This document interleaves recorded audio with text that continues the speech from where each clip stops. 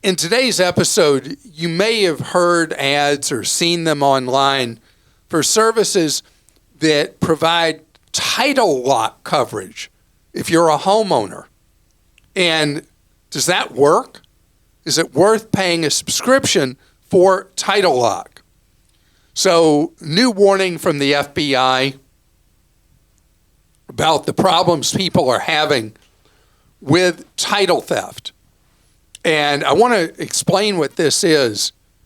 And I don't want to make you paranoid. I want to make you aware, and I want to put you in charge and in control. So criminals are taking advantage of the fact that there are roughly a third of American homeowners who own their homes free and clear. What a deal, right? Owning it free and clear. So what criminals are doing, and the most common thing they're doing against your title, is they are setting up a false identity as if they're you, identity theft, and then applying for a home equity line of credit or a mortgage against your home. First thing you know is you might have bills start showing up from a bank or credit union or mortgage company saying you owe your mortgage or home equity line of credit. The fake borrower is gone with the wind, having borrowed money against your title. That's the most common thing. I'll get to the second one in a minute. So this is happening because if you think about how property records are handled so haphazardly and differently in all 50 states and all jurisdictions responsible for title records in all the states. There's not a national system of any kind. It's part of federalism. So the systems were set up based on trust, and they were set up long ago with various levels of sophistication today and how counties have records and update those records. So it's left it wide open for criminals to impersonate you and get that cash out from under you. And then you've got such a hassle you can't imagine getting that all cleared up, getting it off your title and all the rest.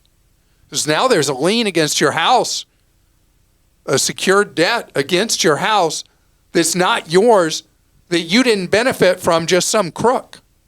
Okay, the simplest, lowest hanging fruit, if you're a homeowner, is freeze your credit files now. Yesterday, last year, 10 years ago.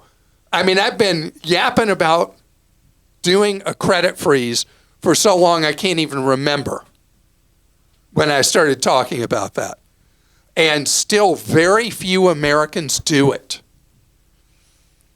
All a credit freeze is you set up a procedure with the credit bureaus where if a criminal goes to apply for credit as if they're you, and a lender does a credit inquiry, it's rejected because your credit is frozen. Has no effect on credit you already have.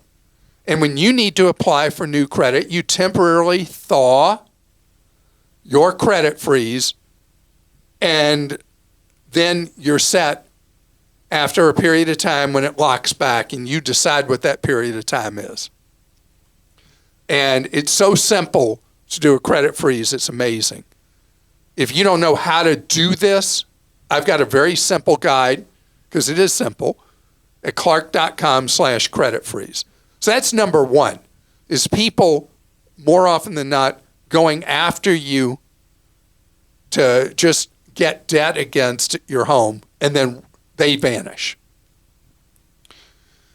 The other thing that is more rare but more critical and more serious is where somebody impersonates you, pretends to be you, and does an illegal sale of your property to someone who's an unsuspecting buyer, and suddenly you don't own your home anymore, and the crook who impersonated you has run off with the money.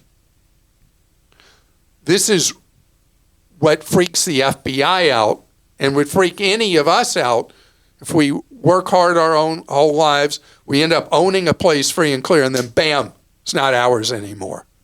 And unwinding that is so difficult you can't imagine. So how do you deal with that?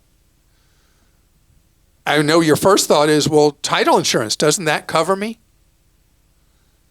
Generally not. Title insurance is a look back, not a look forward.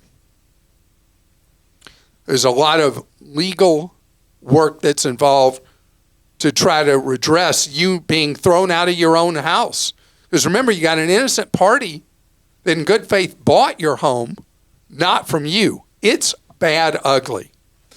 So now, most counties around the United States, or equivalent jurisdiction in whatever it would be in your state, have registries where you register with your county, and any stuff goes on with your title, they send you an email.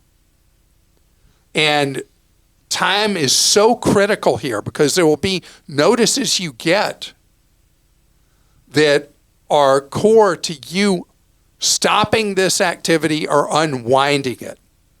The title lock services have only been able to tell you after something has gone bad.